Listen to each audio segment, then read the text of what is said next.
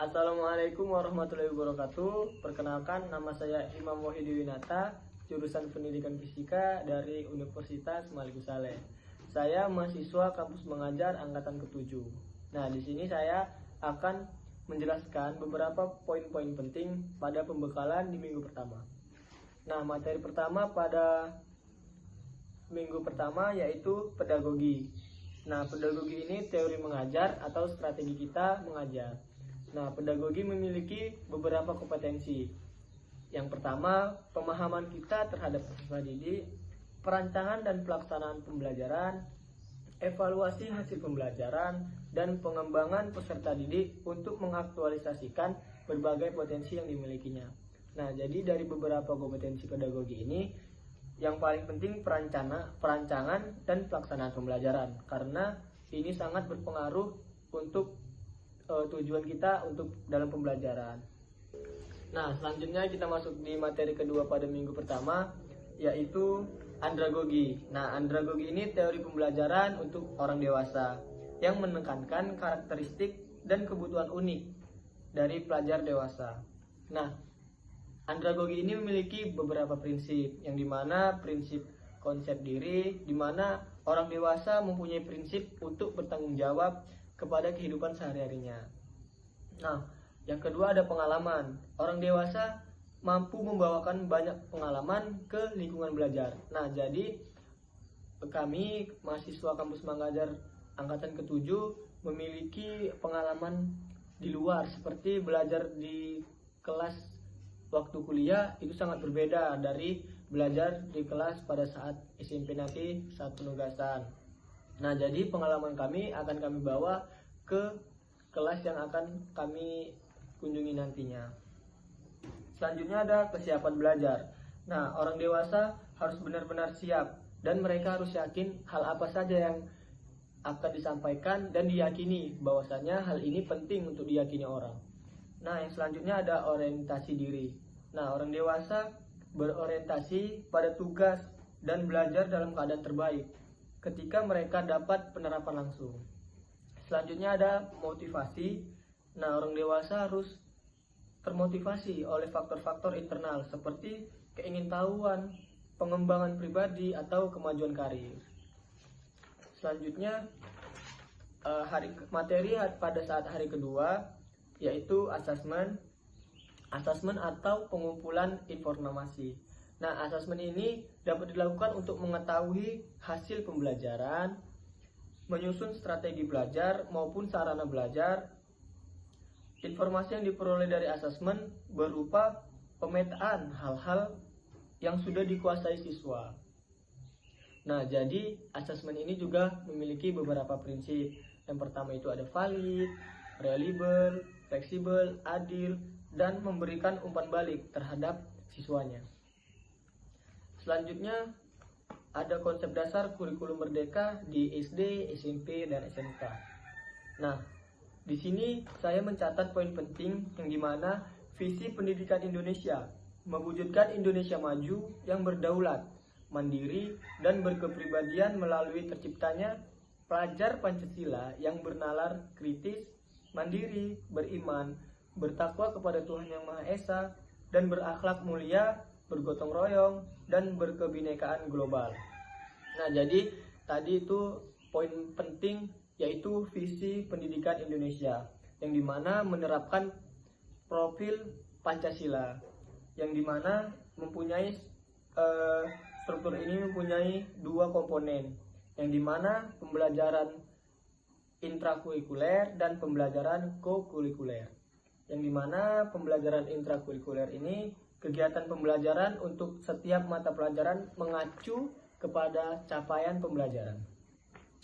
Nah, yang kedua itu pembelajaran kokurikuler. Nah, kokurikuler ini mengacu pada proyek penguatan profil Pancasila, yang dimana banyak disebut dengan P5. Oke, tadi sudah kita singgung sedikit tentang P5. P5 itu apa? P5 itu proyek penguatan profil pelajar Pancasila. Nah, jadi P5 ini mempunyai beberapa susunan. Yang pertama itu bernalar kritis, mandiri, beriman, berkebinekaan global, gotong royong, dan kreatif. Nah, jadi siswa itu punya susunan seperti P5 yang sudah saya sebutkan tadi. Oke, baik, selanjutnya itu ada materi penggunaan platform Merdeka Mengajar atau disingkat penggunaan PMM.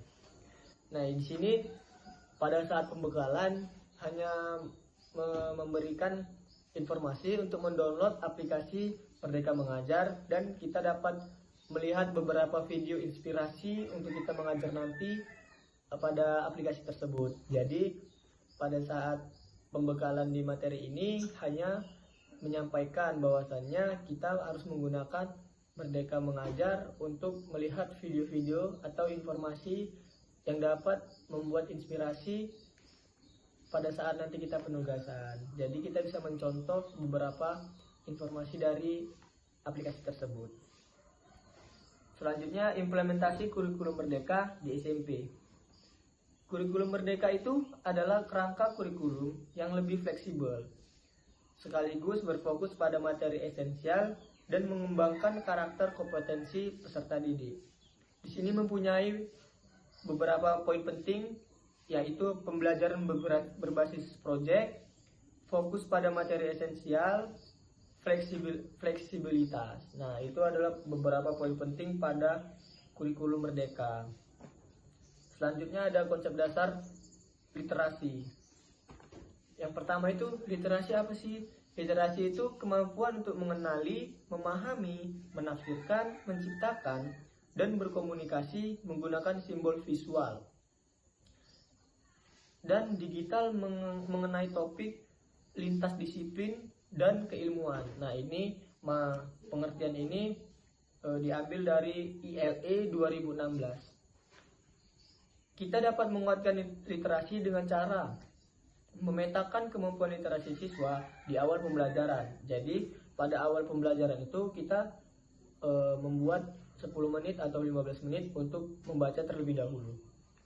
Selanjutnya, memberikan intervensi sesuai dengan kemampuan literasi siswa dalam kegiatan belajar terbimbing, memberikan materi yang sesuai dengan kemampuan literasi siswa, mengajarkan strategi membaca, memahami, dan mendalami teks di semua mata pelajaran.